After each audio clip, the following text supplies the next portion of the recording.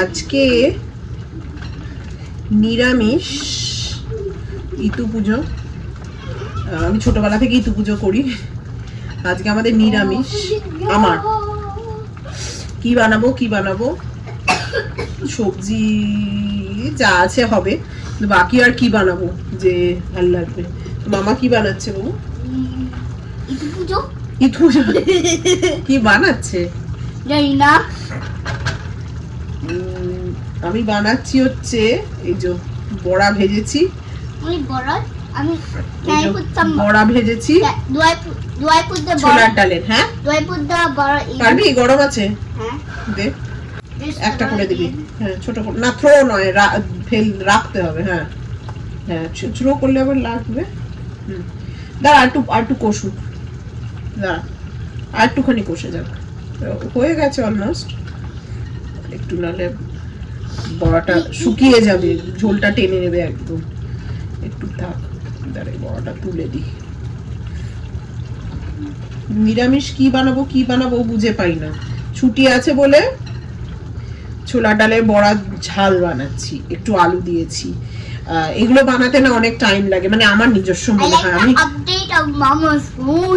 আমি যা করি খুব চটপট করতে হবে টাইপের। রান্নাঘরে ঢুকবো, 1 ঘন্টার মধ্যে বেরিয়ে যাবো, 1-1.5 ঘন্টার মধ্যে বেরিয়ে যাবো সবকিছু করে।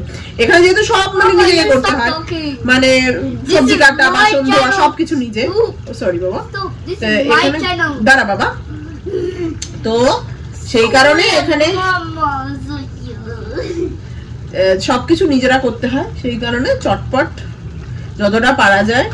তো এইটা একটু টাইম লাগে। একবার বাটো, একবার ভিজিয়ে দাও আগে থেকে, তারপরে বেটে দাও। মানে হট করে মনে হলো বড়া বানাবো, বেসন দিয়ে করতে হবে, যেটা আমার একদম খুব একটা ভালো লাগে না। বেসন দিয়ে ফ্ল্যাট মতো হয়ে যায়, কোনো টেক্সচার থাকে না। আমি যখন বাটি ছোলার ডালগুলোকে একটুখানি কোর্স রাখি, একটু দানা দানা রাখি, যাতে আমার খেতে বেশ ভালো লাগে সেটা।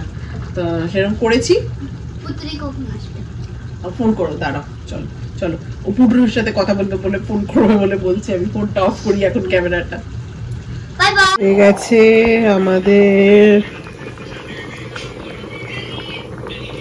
ওপর থেকে একটু ভাজা মশলা ছড়িয়েছি, মশলাগুলো এগুলো ভাজা মশলাটা লাস্টে ছড়িয়ে দিলে, এগুলো কালো কালো অ্যাকচুয়ালি মশলা যেটা লেগে আছে, উল্টে দিই।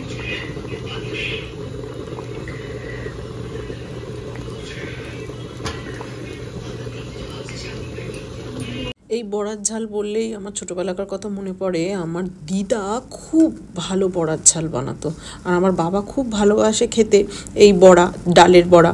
বাবা গিয়ে বলতো জামাই ষষ্ঠী কিংবা কিছু হলেই যে আমার জন্য এই বড়াটা বানাবেন অবশ্য করেই। আর আমার দিদা প্রত্যেক বছর জামাই ষষ্ঠী হোক কিংবা যেদিনই বাবা আসবে মনে করে বড়ার ঝাল বানাতো। দিদা আসলে নিরামিষ খাওয়ার বেশি ভালো বানাতো, আর মাংস টাংস অতটা বানানো হতো না আমার মামা বাড়িতে। তো সেই কারণে বড়ার ঝালটা আমার দিদার হাতের মানে মুখে লেগে থাকার মতো ছিল। আমারটা বেশ ভালোই হয়েছে আজকে খেতে। আমার তো অ্যাটলিস্ট খুব ভালো লাগছে, কপিল আর কৃষ্ণমেদেরও ভালোই লেগেছে। তো আজকের ব্লগটা আমি এখানেই শেষ করছি। তোমাদের কেমন লাগলো নিশ্চয়ই জানিও। বাই।